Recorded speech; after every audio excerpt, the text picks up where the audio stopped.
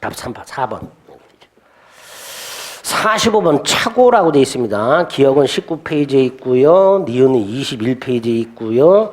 디귿은 20페이지, 리을도 20페이지에 있습니다. 집에 천천히 보겠습니다. 기억은 뭘 말하는 거죠? 동기의 착오를 말하는 거죠. 착오의 뜻이 원래 뭐였어요? 의사 표시가 불일치하고 불일치를 표의자가 모르고 있는 게 착오라고 했습니다. 그러나 동기의 착오는 어때요? 의사 표시가 일치해요. 일치하되 자신이 의사 표시한 과정 이후에 착오가 있는 거예요. 따라서 동기의 착오는 원칙적으로 착오도 아니다. 아니다 그랬습니다. 19페이지에 보면 동기의 착오는 원칙적으로 착오가 아니기 때문에 백구조 착오가 아니어서 착오를 이유로 취소할 수가 없는 게 원칙이다 이렇게 돼 있어요. 그죠? 다만 예외적으로 두 가지. 동기가 상대방한테 표시돼서 알려진 경우, 또 하나가 표시되진 않았다 하더라도 상대방으로부터 유발된 경우. 자, 상대방으로부터 유발된 경우라고 나오기도 하고요. 기망에 의해서 동기의 착오가 생겼다 이렇게 말하죠. 상대방의 기망에 의해서 동기의 착오도 생겼다 이렇게 하죠. 이 유발된 동기의 착오예요. 그럼 이건 설령 표시되지 않았다 하더라도 착오가 될 수 있으니 취소할 수 있다. 옳은 지문이 되는 거죠. 그죠? 역시 기억이 옳은 지문이니까 답은 1번, 2번 아니면 4번 셋 중에 하나죠. 그죠? 옳은 거 고르라 그랬으니까. 또 다른 거 고른 분 계세요? 3번, 5번 고른 분 계셔? 기도하자 말이죠. 기도하자. 기억 옳은 지문이죠. 자, 니은 조심하셔야 되는데 최근에 이렇게 야비하게 출제를 했습니다. 소취하하고요.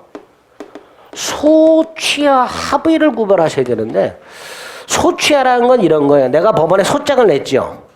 그죠? 그게 소송 제기잖아요. 근데 법원 가서 나 안 할래요 하는 게 소취하예요. 따라서 이거는 소송행위예요. 소취하는 소송행위입니다. 그러나 소취하 합의는요. 그냥 단순히 뭐예요? 계약이에요. 원고 피고가 소송 법원 바깥에서 소송을 취하기로 합의를 하는 계약입니다. 따라서 이건 소송행위가 아니에요. 이 소송행위라면 우리 요약집 21페이지 중간에도 있고요. 반가라 6번 적용범위 사기강박 24페이지 위에서 세 번째 줄 양가로 4번 적용범위 둘 다 나오는데 민법상 의사표시에 관련된 규정은 법원을 상대로 하는 소송행위 뭐라고 불러요? 공법상의 행위죠. 거기에 원칙적으로 적용되지 않는 거예요. 따라서 이런 식의 지문이 나온 적이 있어요. 사기나 강박에 의한 소취하 취소할 수 있다 없다?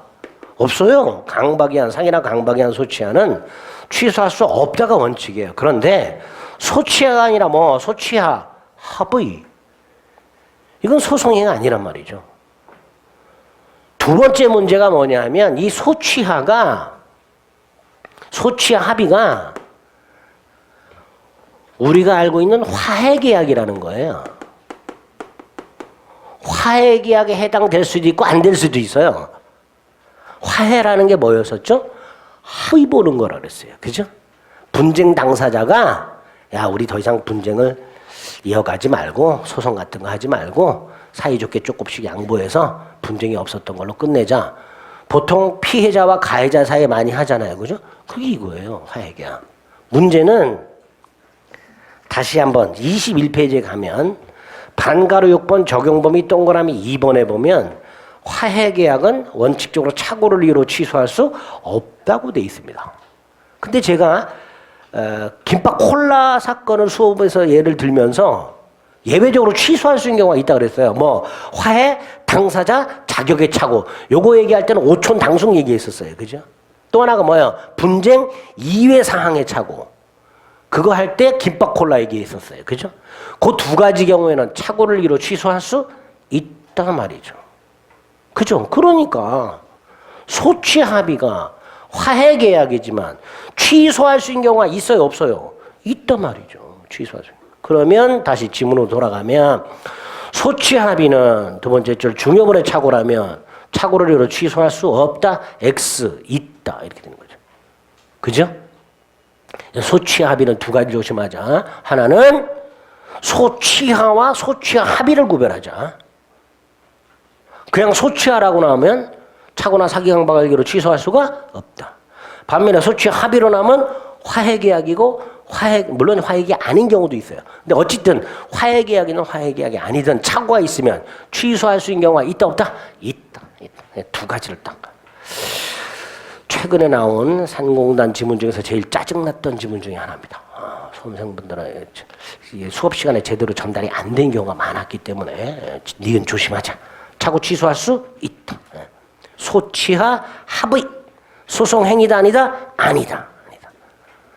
따라서 중요분의 착오가 있으면 취소할 수 있다. 자, 디귿은 뭐죠?